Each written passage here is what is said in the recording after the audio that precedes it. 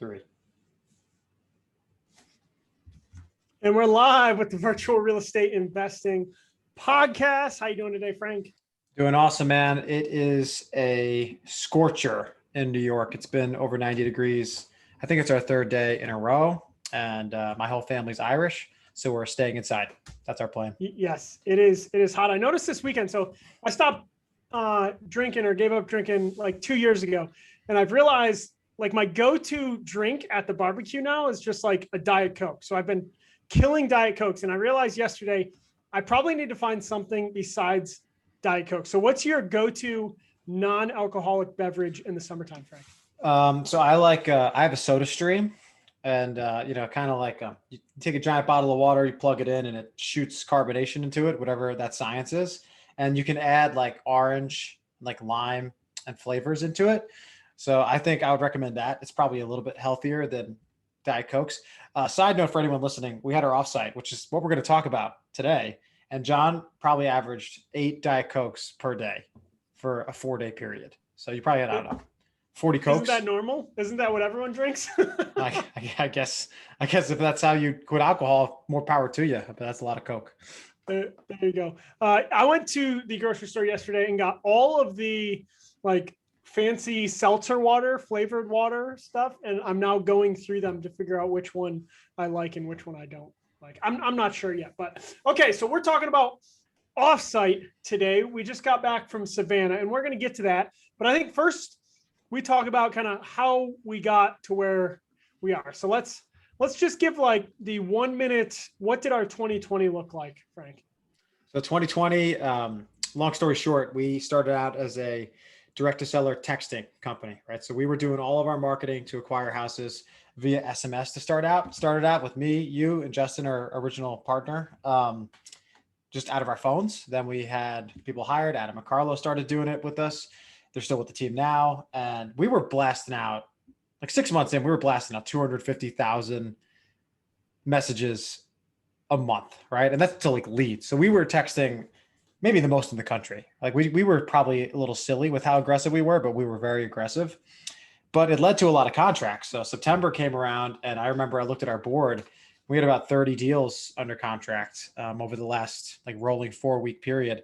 For a wholesaling company that just started, that's a lot. That is a ton. So we thought wholesaling was really, really easy.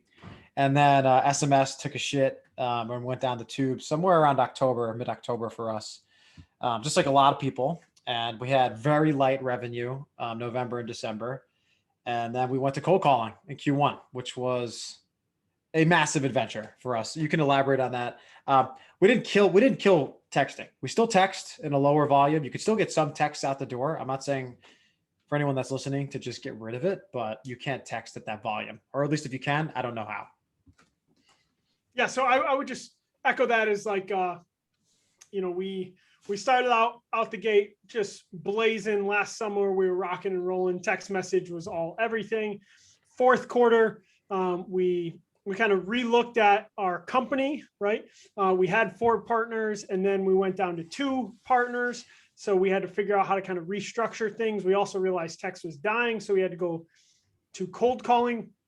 So fourth quarter was terrible, but we knew over December, we were like, if we're going to make this work, we have to get cold calling to work. So we transitioned to cold calling. And really, I would say our first quarter goal was like, dig out of this ditch, get a foothold, get cold calling to work. And I think we did pretty good with it. Yeah, I think we did great. I think we learned a lot of lessons along the way. I think one of the advantages of our company is that because we had some employees and we had some economies of scale, I guess you could say, in lead gen, is we could add a lot of cold callers at the very beginning. We had a little bit of a bigger budget too, because we had some money saved up from 2020. So we came in hot and hired like 7 people. Then we added another 6. And before you knew it, we had 15 cold callers, basically a call center.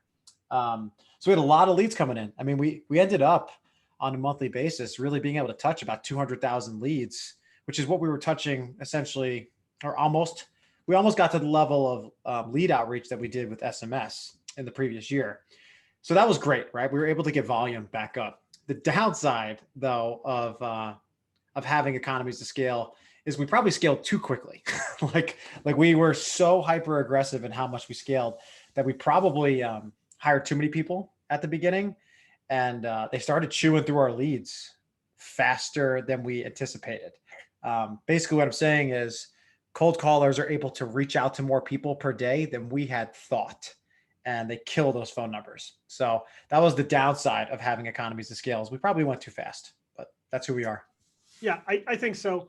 But it worked. And then in the beginning, we thought we were real estate investors, and I think we're still real estate investors. But at some point, we're like, I think we're actually running a company, and there's a lot more advice out there about how to start a startup and how to run a startup, how to get a startup off the ground, than there is on how to get started in real estate investing. There's a lot of stuff on real estate investing, but we realized, this is what I'm trying to say. We realized we had to dig into building a business, right? So when you're first getting started, it's really hard to visualize past like the day-to-day, week-to-week. If someone said, hey, what's your goal 60 days from now? I'd be like, dude, I'm in survival mode. I have no idea what's going on, right? By first quarter, we were like, okay, we can start to see our business month to month, quarter to quarter. So we realized, let's do an offsite with the leaders in our company. I think it was in March, and let's plan out our second quarter. So tell me how that went. It went really well. We went down to Savannah, Georgia, and got a. No, talk about the Philly one first. Oh, the Philly one. My bad. Yeah. So so in Q1 we rented a house outside of Philadelphia. Love Philadelphia, very gritty city. And we got, which steaks did we get? Geno's. We got Geno's steaks. We got Geno's. There you go. So that was our pick. They're excellent, right? So the Pat's Geno's Steakhouse poll, we voted Geno's. But anyway, we put an offsite together, and I think it's really, really important. One, in the Zoom environment, like our company's all virtual. We might meet twice a week with Adam and Carlo, our U.S. employees, and maybe once a week with our people in the Philippines, Pakistan, and El Salvador. But like eventually you got to see each other in person, right? So I think it's good to get out and like, have a beer or have a dinner or just have some engagement. So we needed that for sure. But I mean, what do we do, right? I think goal setting is really, really big. So I think the number one outcome of that offsite was setting a ambitious goal. And our goal was $1 million, which is a lot. We're a young company, and to get $1 million off wholesaling fees in a quarter is difficult. We're not going to get there, but we're definitely going to have the most money made in a quarter that we've ever made. And we're not having any super light months like November and December. So although we're not going to hit that goal, it definitely pushed us in the right direction. That's number one. I think having your teammates have an opportunity to speak is really important. Adam and Carlo both were able to present to us their thoughts on how to move their respective parts of the business forward. Adam being our acquisition manager and Carlo being our asset manager. We've actually changed our name of Contract to Close to Asset Management because we do enough flips that he's really managing contracts and a portfolio. So we just call him an asset manager. I think it's a better title. But they were able to give us lots of ideas and cover down on some of probably the blind spots that you and I have, because we just don't see everything. So I would say those are the two most important things. What do you think? Yeah, I think we went into our second quarter offsite in Philly going, hey, let's turn it up a notch, right? Like let's bet the company and let's turn it up and go, right? And then I mean, Adam and Carlo were on board, like, hey, let's do it, right? But now that we're almost done with second quarter, what I realized is we got everyone's mindset right. Everyone was bought in, everyone was thinking big, everyone was rocking and rolling. But what I realized is we wanted our company to produce $1 million of revenue, but we didn't necessarily set our company up to produce $1 million of revenue, right? There's this idea that you can hope and pray for $1 million in revenue, but if you don't put enough money in marketing, it's probably not going to come unless you get really lucky, right?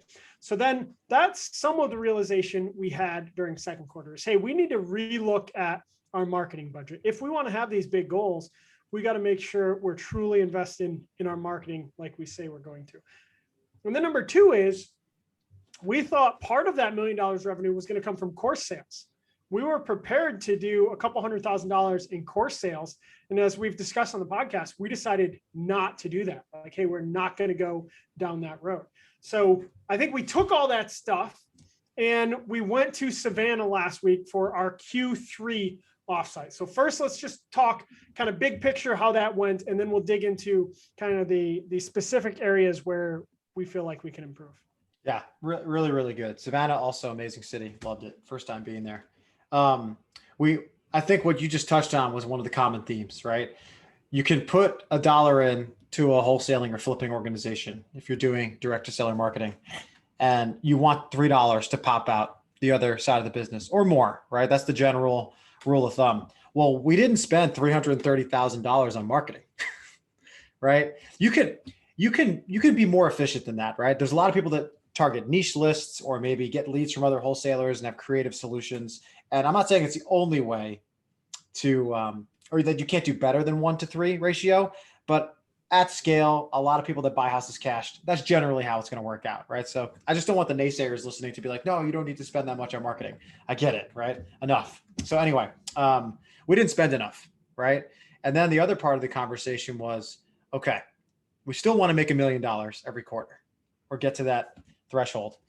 Can cold calling scale up enough in Florida and Texas to get us $1 million, even if we're flipping some of the homes and our average profit per deal is going up? That's a very, very legitimate question, right?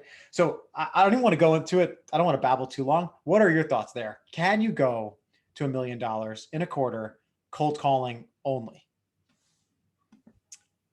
You can, but so this is how it works, right?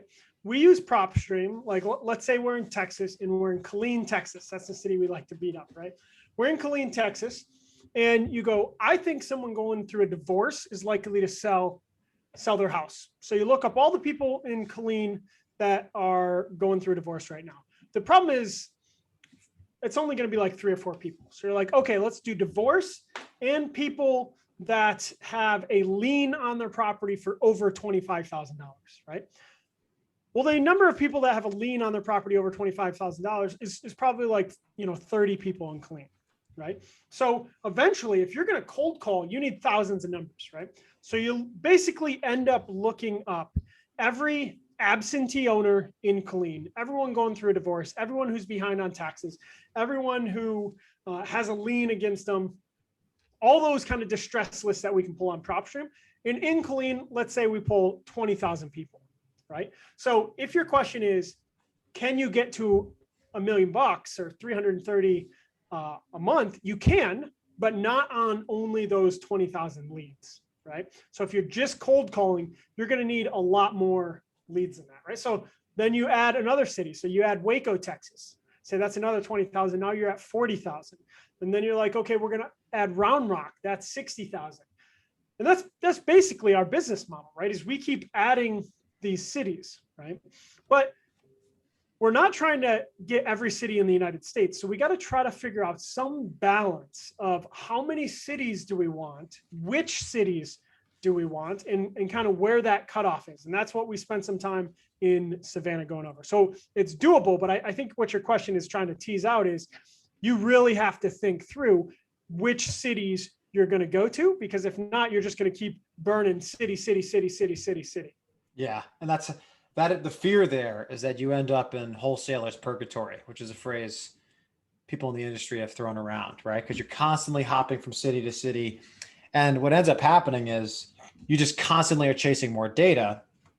And then it also stresses the back end of your business, your contract to close, right? Because if you're flipping the house, you need another contractor because you're in a new spot, you need new agents, right? The cash buyers in that city, the first time you market a house, have never heard of you, right? So you have to break through that barrier as well. So you create a little bit of a hamster wheel for yourself if you're always moving cities, which is okay. Like you can definitely do that, but that's a lot of hustle in perpetuity. So I think, where we landed is we're trying to strike some balance, right? We know we're going to hit Florida and Texas absentee owner cities hard, right? For the next 6 months minimum. But we're trying to add in other marketing channels as well that maybe reduce the speed of the hamster wheel a little bit. So maybe you want to talk about our move to PPC and how that's going. Yeah, for the cold calling piece first. Yeah, sure. So we looked up every county in Texas and every county in Florida. And then we cut off the smallest counties, right? Where there wasn't a population center, we cut those off.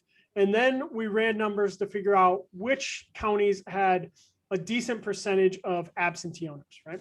So if there's a population center there and they had a decent population of absentee owners, then we're probably going to hit it. Besides the big cities, right? Like we like tertiary markets, so we're not going after Houston or Dallas, Fort Worth or Miami or Jacksonville. We're just not hitting those areas right now. We're just going the tertiary markets, right?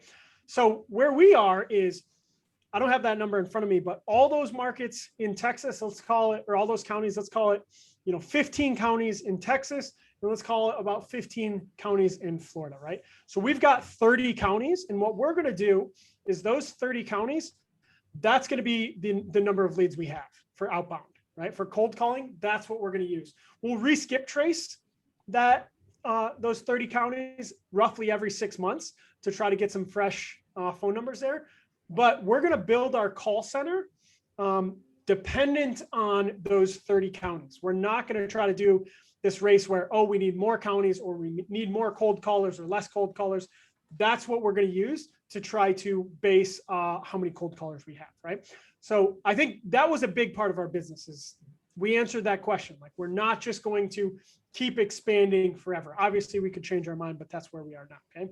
So then the question is, let's say when we get there and things are going well and we've got everything balanced, to your point, what if that only gives us, 150,000 in revenue a month and we're trying to get to 300? How are we going to make up that other 150,000, right? Well, if we're doing cold calling, we could go to direct mail. We could do some radio or TV advertisement, but we've decided that we want to do pay-per-click advertising, right? Pay-per-click advertising being, if you type in sell my home fast Colleen, we want to be one of those ads at the top of Google that says sell your home to Gray Line Investments. Yeah. And it's I don't think a lot of people start out in pay-per-click with large budgets, which for good or bad or indifferent, is probably what's needed nowadays. For everything I've learned about pay-per-click has told me that margins are getting compressed, cost per leads are going up. If you think about the landscape of wholesaling right now, 10 years ago, it's probably a lot of mom and pop wholesalers with a little bit of Invitation Homes or BlackRock hedge funds mixed in. But that share of large institutional players is just going up and up. And how do they do their marketing?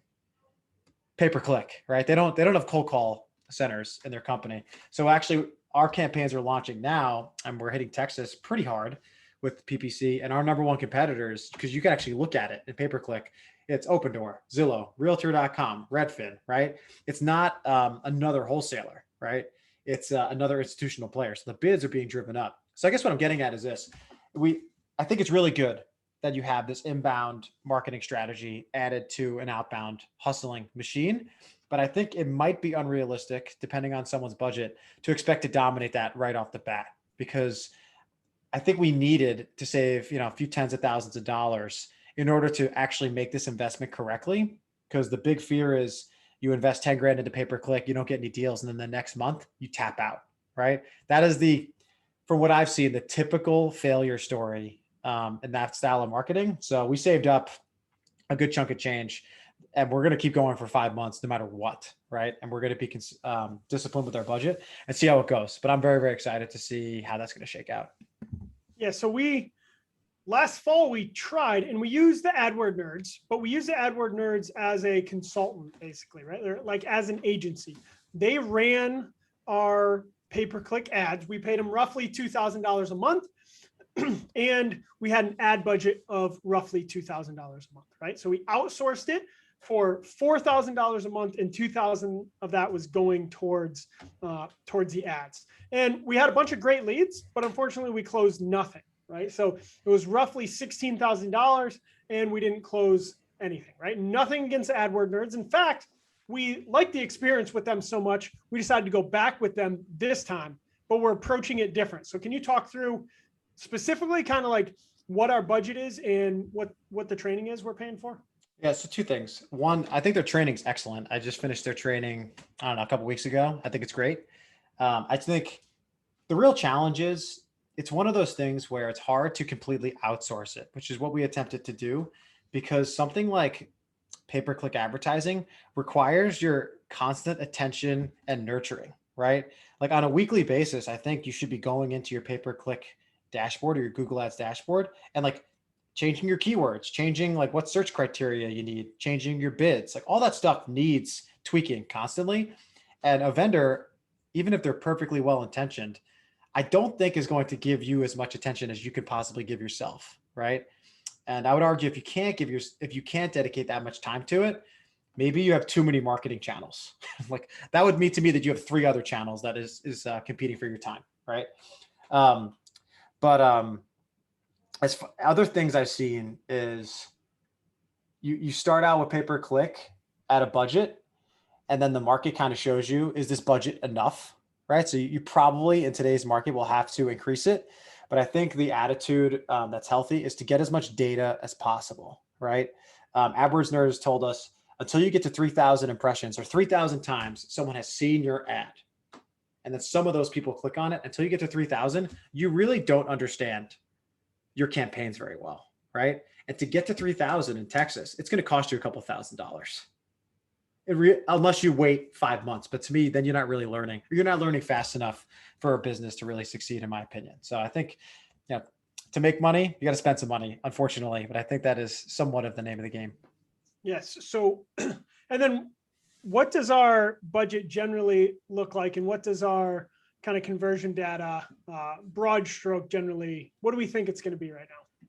Well, we just started. So we think out of every 20 leads, Adam, our closer, will close one or more contracts, but we're using one for planning purposes because that's generally how he does. Hopefully inbound leads are a little bit better, but that's TBD for us. So, and we think, what is it? I think 3% of the people that see your ad click on it.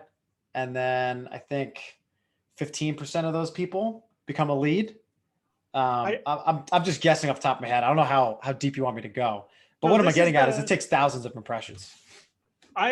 You're farther ahead in the training than me. The math I was doing is I think right now our leads are going to be rough math about $250. And I was hoping we could get Adam to 10 to 1, which would be 2,500 for a deal, right?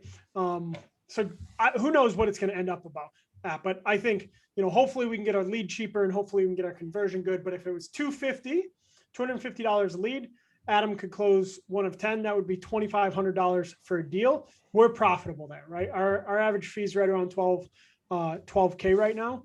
So that would be even more than our typical 3 to 1. Yeah, that's correct. But I think because pay-per-click is so scalable, I think people might be making 3 to 1, meaning they put $2,500 in, they get 7,500 in revenue back or more. I think 10 years from now, no one's going to be making 3 to 1 on average. It's too scalable to maintain that much of a margin, right? All it's going to take is a little bit more of Wall Street involvement and them learning how to figure this out. And they're going to jack these bids up, right? Unless you want to buy houses in like the woods of Alaska where no one lives, it's going to get compressed. So do I mind? Do I like only getting maybe a 2 to 1 ratio, $2 for every marketing spend? No. But is it a great model for a business if it's completely scalable? Yeah. So are we willing to pay it? Yeah. We'll get better over time, but it still works. Nice. I like it. So we are going to double down on cold calling. We're going to double down on pay-per-click advertising. So is our goal still $1 million, or what's our goal kind of revenue wise? What did we talk with the team about? So this was the advice we have a performance coach, Jen, and she's awesome. And she gave us feedback that we should have our goals maybe be somewhat maybe more specific, but more of like a leading indicator. Like we just gave a revenue goal, which is basically the final number that our teammates probably care about. It's basically like how many contracts and how much money did we make, right? We wanted goals more specific to each part of our team. So our goal now is we wanted a number of contracts goal. So our acquisition manager can just be like, hey, this is my focus. This is the number of contracts. we have a conversion percentage. How many of those contracts did we turn into money, right? How many did we close? And then an average fee. Those are really our basic numbers. And we want to have 20 contracts. We want for our average fees, we want 15 grand average wholesale fee at a $20,000 average flip profit because we do flip some of our houses. And we want our conversion to be right around 70%. But if I had to weigh them all, I would probably weigh conversion the least. I think it's very easy to get in love with your deals. And I think we have a little bit of that in our business. So if I want our team to focus on anything on the back end, it's like maximize profit. So that's just how I'm looking at it. But yeah. Gotcha. And let's talk about flip versus wholesale, right? Because the market is still absolutely on fire. And we've kind of gone back and forth, flip wholesale. Where are our thoughts on it right now? Yeah, I think we thought about it a lot. We talked about, how do we do more flips? Because our flips tend to be more profitable. The challenge is because we're in so many different cities, it's difficult to manage 20 flips in 15 different cities, as you could guess, especially with a small team like ours. So I think where we landed is we've been opportunists. When it's made sense to flip, we've done it. When we've had a fat wholesale fee, we've typically taken it, right? And I think we kind of decided we're going to continue doing that. I think me and you, or you and I, kind of wanted to be like, yeah, let's flip everything, right? And we kind of just sat there and we were like, well, we got a $31,000 wholesale fee yesterday, right? The market is telling you that buyers are very, very aggressive. Does it make sense to add all that operational stress when it's been very easy to monetize a contract that you already have? It's extremely difficult to get deals right now, but it's not hard to sell them to cash buyers. Cash buyers are being extremely aggressive. I'm convinced there's primary residence home buyers in some of these cities going to wholesalers to buy their house, because some of the pricing does not make any sense, right? So are you not going to take advantage of that opportunity? I mean, we're going to take advantage of it. So that's kind of where we landed. I guess we wanted to make it act more like a private equity fund really quick. And we're like, we'll probably make less money. So we're not going to do that.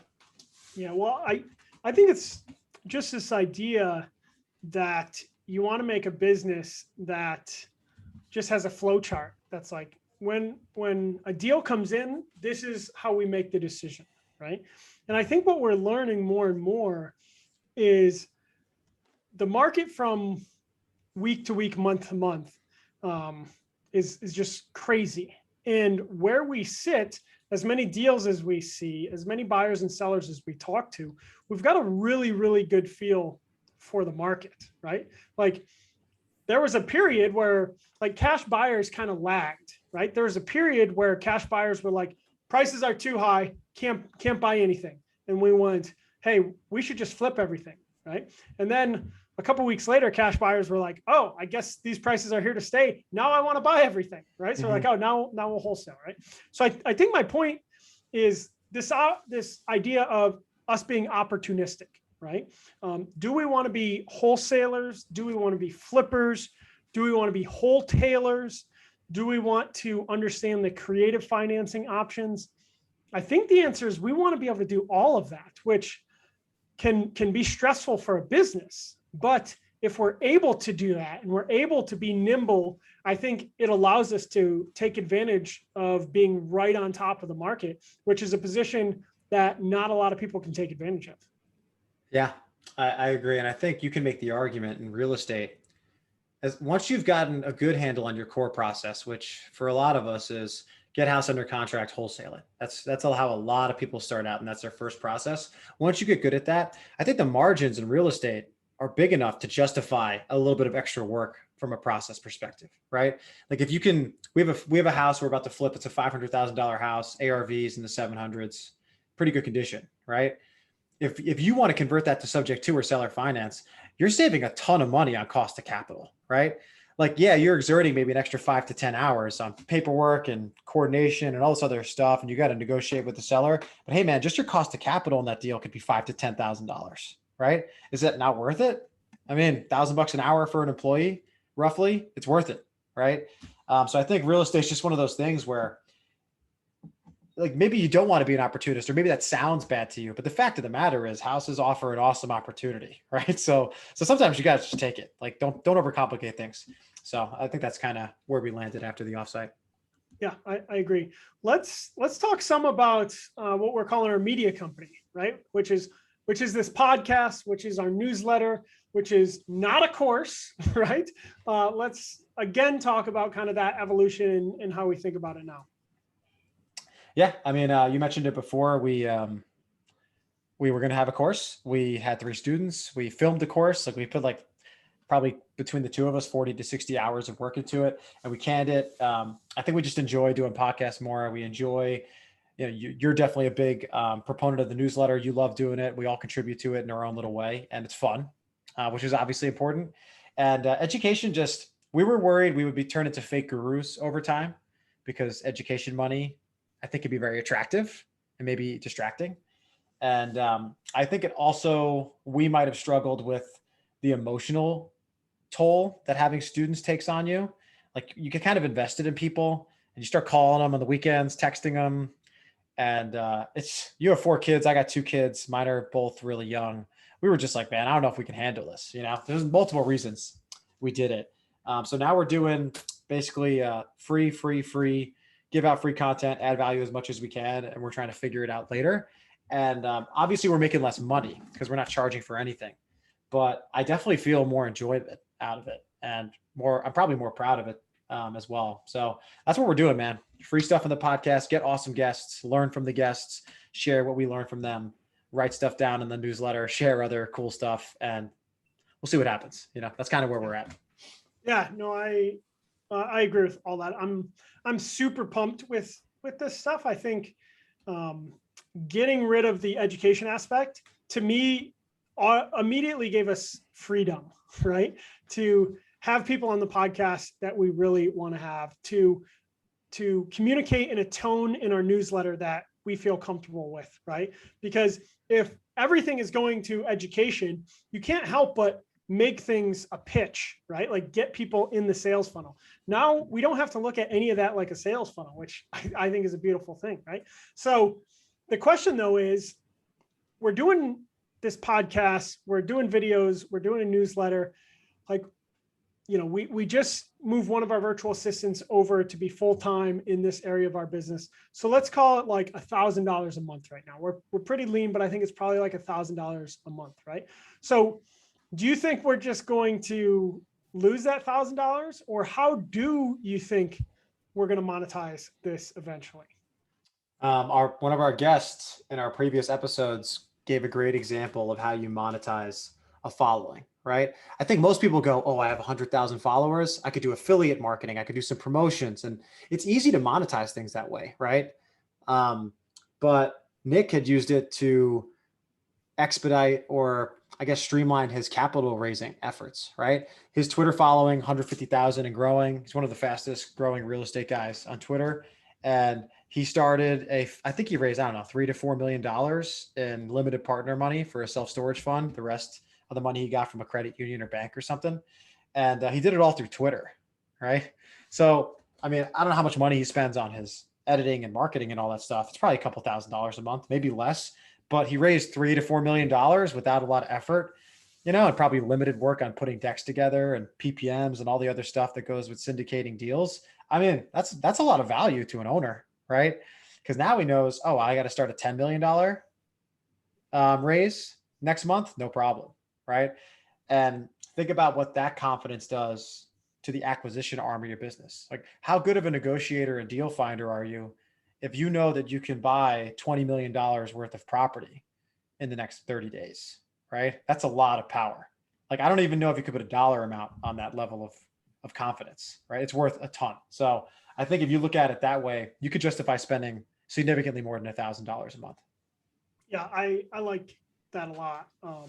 And what I also like about it is that means, I think, like probably less than 1% of our newsletter subscribers and our podcast subscribers, probably less than 1% are ever going to invest it in a deal with us, which is great. It never needs to be more than 1%, right? Mm-hmm. So I think it'll allow us to completely be ourselves, to try to grow grow our knowledge, share it with other people. And then when we have opportunities to invest, we'll be able to share it with people and see if they're interested. But it's not going to have to be this, okay, we have a sales funnel. Everyone needs to be in the sales funnel. This is the next step of the sales funnel.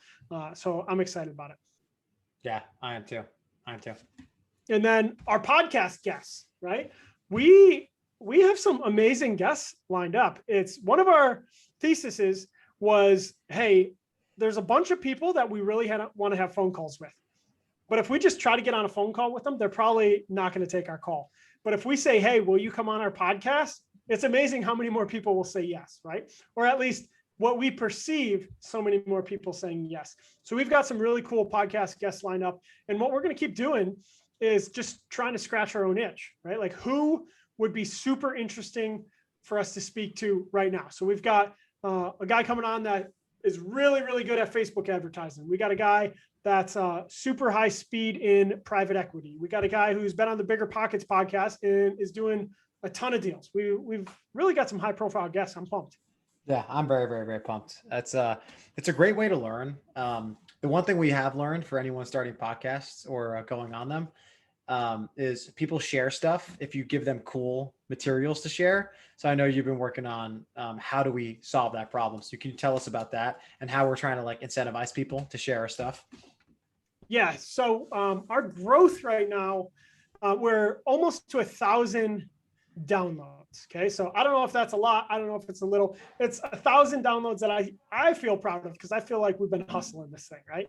But we haven't really been marketing it much. Well, basically, we have a guest on and we share it on social media and tag them and hope they'll share it as well.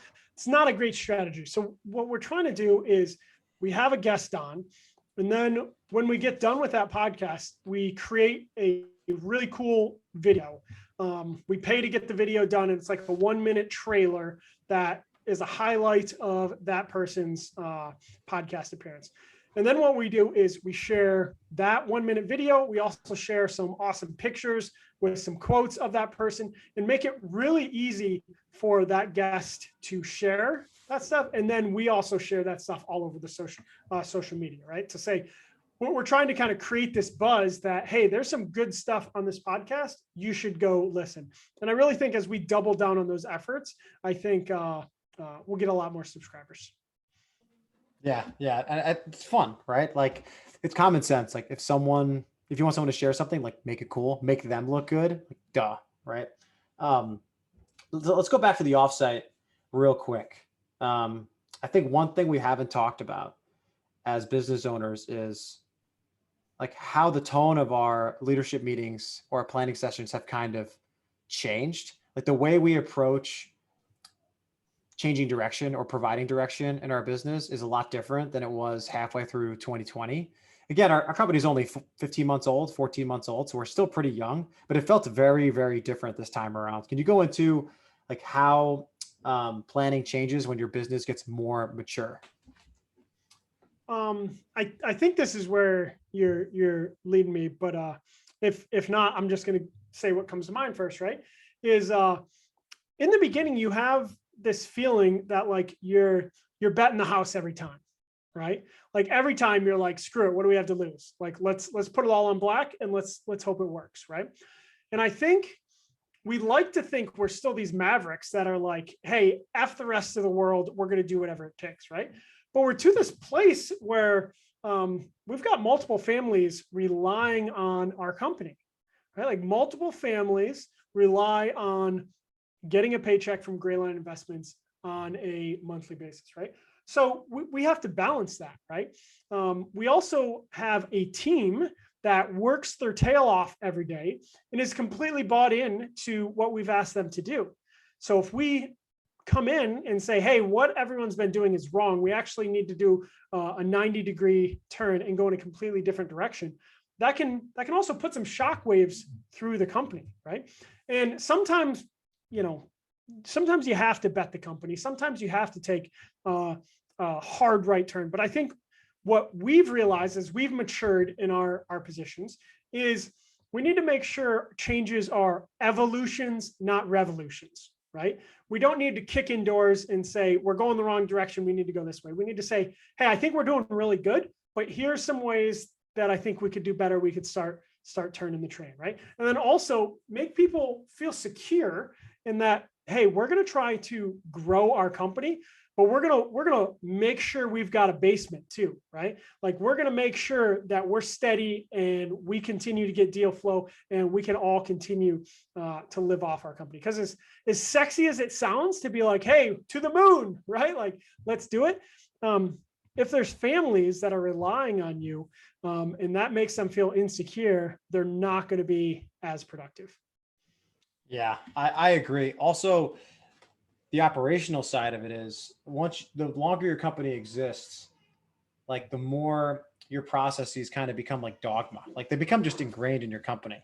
And if you continuously make revolutions, not evolutions, I'm not sure if that's like a bumper sticker. That's pretty good. Like you just cause chaos, right? Like there's only so many process changes a human brain can handle in a short period of time. And I feel like if you introduce too many at once, you kind of risk the entire machine, right?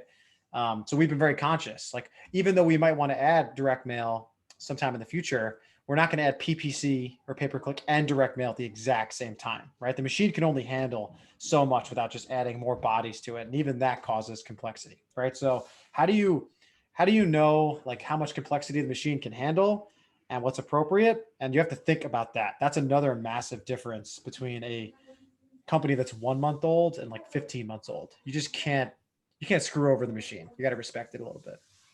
Sure. Can you talk a little bit about masterminds and executive coaching, both of those, right? Like we're looking to step our game up. What resources have we used and do we plan on using to do that?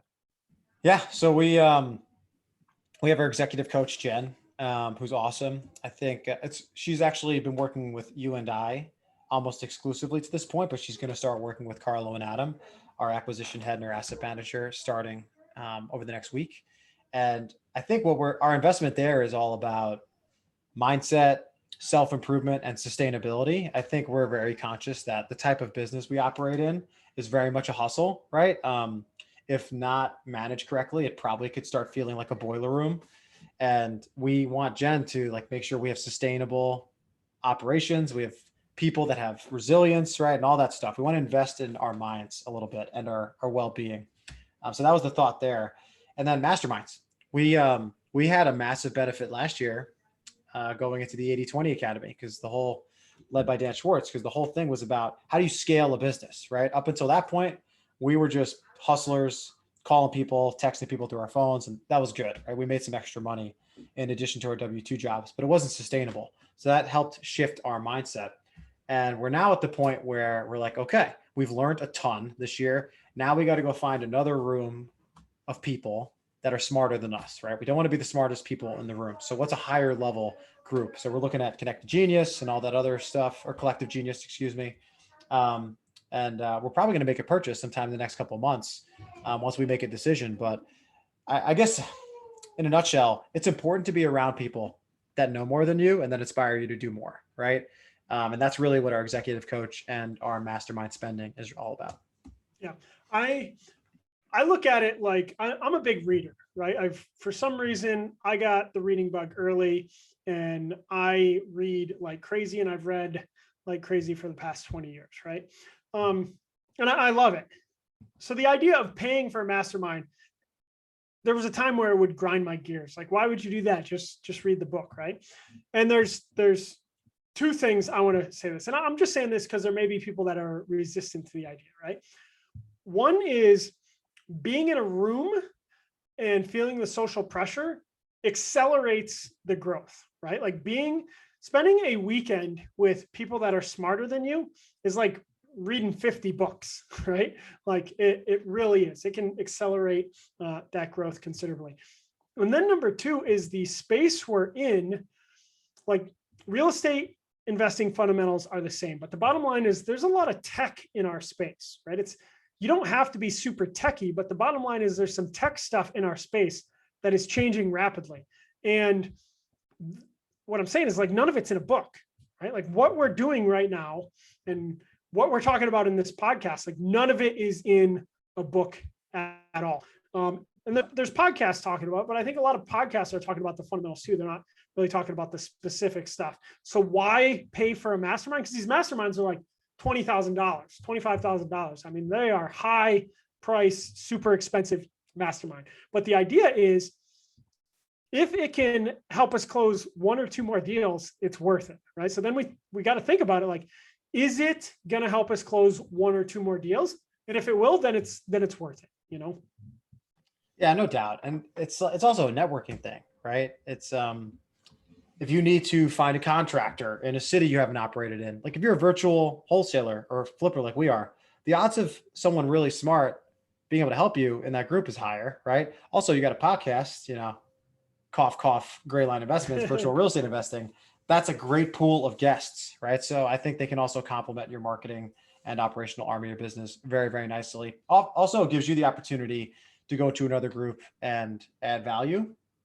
And I forget what book I was reading recently, but they confirmed something I think I already knew, is that when someone is teaching a student, the teacher almost always learns more than the student, right?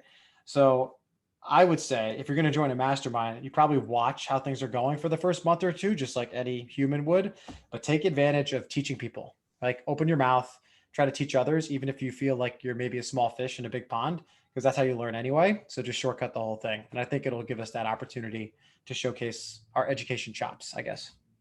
Yeah, I'm excited about it. I think it can take us to the next level. So yeah, let's leave it there. Okay.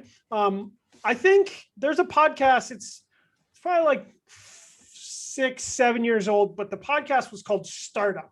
Okay. And it was about this guy who started a podcasting company called Gimlet Media. It's since sold for, I think, $100 million.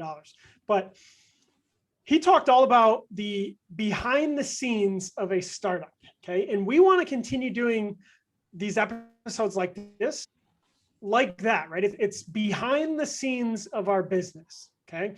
They're definitely not as polished as the podcast I'm referring to, but it's the raw behind the scenes, what's going good, what's going bad in our business. I'm hoping people like it, and I like getting this stuff out here. What are your thoughts on these types of episodes, Frank? Yeah, man, I think it's really big to be vulnerable. I think especially in our space, it's we talked about it. It's definitely a space where people like to market and show how well they do, right? And even the gurus will talk about how hard it was to get to where they are, but they rarely ever say how hard it is to currently continue to keep their machine going, right? I think we made a joke last week. It was like, once you become a guru, you don't have any more adversity, right? Like they all struggle to get to the top, and now they're at the top. It's all on autopilot, and it's not true. It's people just can't be vulnerable once they're selling you a product. So I think our space is ripe for people to come in and say, hey, our cost per leads went up, right? Texting is a great example. Everyone's cost per leads went up in September, October of 2020, but no one raised their hand and admitted it till December and January, right? Like everyone was lying to the exterior world for probably 2 months before they were like, oh shit, everyone else is having this problem, right? So business owners and real estate investors in particular, I think are very prone to being like keeping up with the Joneses and like showing a really good face to the outside world, because it's just the type of world we're in. And I think that gives us an opportunity to be honest, and it'll be different and people will appreciate it. Or at least that's the hope. If it makes us look stupid, then it is what it is. But I think it's good for us if we're able to tell people what's good and bad and what challenges we're seeing. Yeah, let's put each other on the spot quick and be vulnerable, right? So like, what's something, Frank, that you have to do better next quarter? A couple things. I think our processes for flipping houses can be improved. I think we don't really leverage our technology or project management softwares very well. And that's been okay, because at the beginning it was me managing all the flips, and now Carlo's learning how to do it. But I think we're immature there, right? And I think some of that's a byproduct of not having as many reps as we have had in other parts of our business, like securing contracts and acquisitions. We have a lot more reps doing that. So we need to get better there, and that's definitely my responsibility. And then I'll stop. I don't want to eat up all the improvement opportunities. What do you think? What's yours? my realization was I have a very high level of trust with Adam. So my leadership style with Adam was to just let him do everything. And what I realized I was doing is I was making him do everything. I wasn't assisting him. I wasn't advising him, or I wasn't creating a space where we could go back and forth about different decisions, right? I was trying to be a good leader and give him wide left and right limits. But I think what I was actually doing was failing to be a leader at all. I just said, hey, this is yours, figure it out, right? And so I need to be a better leader with Adam. So together we can figure out how to make acquisitions awesome. So that's what I need to get better at. And then the kind of opportunity where I see us is, we've been resistant to a fund, but let's just hint it and also say we're diving into it. Some of our guests we're gonna ask lots of questions about it, right? But like trying to start a single family rental fund, a single family BRRRR fund, maybe a short-term rental fund, right? You can't help but walk around Savannah and go, wow, some short-term rentals here, I bet would be good. So I need to be a better leader. And then kind of what am I trying to learn? What do I need to learn better? I think it's the fund concepts and the intricacies of how to make that work. Yeah. I definitely think the opportunity is there, right? If you can get houses at a discount at scale consistently, I mean, it's possible, right? You can do it. I think the challenge there is also, that's a big change, right? How do you manage a wholesaling and flipping operation at the same time you're operating a fund? Because once you get a house under contract, then it's kind of like, well, what do I do? Now I have three options, right? Depending on how you pitch the fund.